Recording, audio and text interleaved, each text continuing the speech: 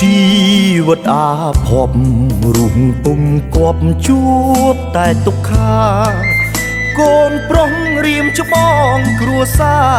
គ្មានវាសនាជួបសុខដូចគេមានម៉ែមានពុកឲ្យក្តីសុខមួយផ្លែតក៏ប្រែទុករាប់រយលានដងទ្វេ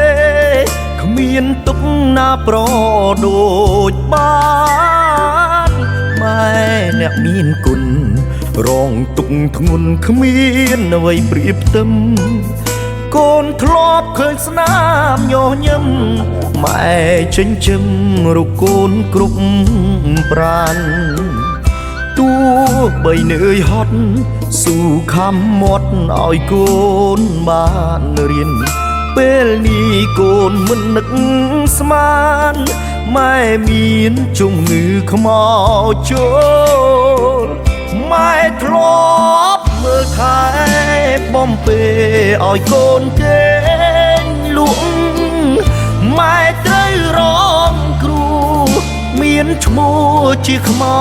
ចដេរឆានកូននៅស្រុកគេខំប្រឹងរៀនមិនដែលខាតសង្ឃឹមថ្ងៃណាមួយកូនបាន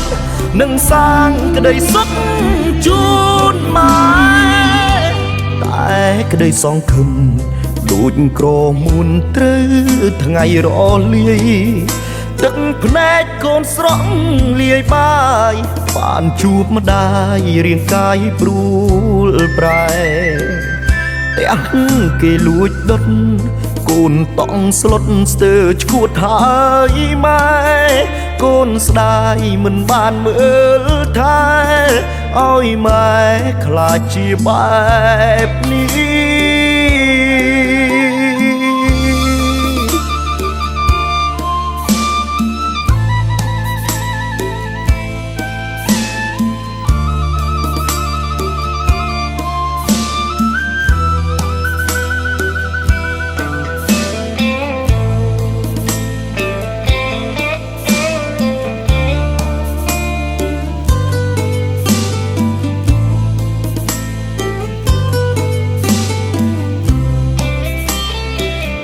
ម៉ែធ្លាប់មើលថែបំពេឲ្យកូនគេងលក់ម៉ែត្រូវរងគ្រូមានឈ្មោះជាខ្មោចដេរឆានកូននៅស្រុកគេខំប្រឹងរៀនមិនដែលខាតសង្ឃឹមថ្ងៃណាមួយកូនបាននឹងសាងក្តីសុខជូនម៉ែតែក្តីសង្ឃឹមដូចក្រមួនត្រូវថ្ងៃរលាយទឹកភ្នែកកូនស្រស់លាយបាយបានជួបម្ដាយរាងកាយព្រួលប្រែទាំងគេលួចដុតកូនតង់ស្លុតស្ទើរឈួតហើយម៉ែ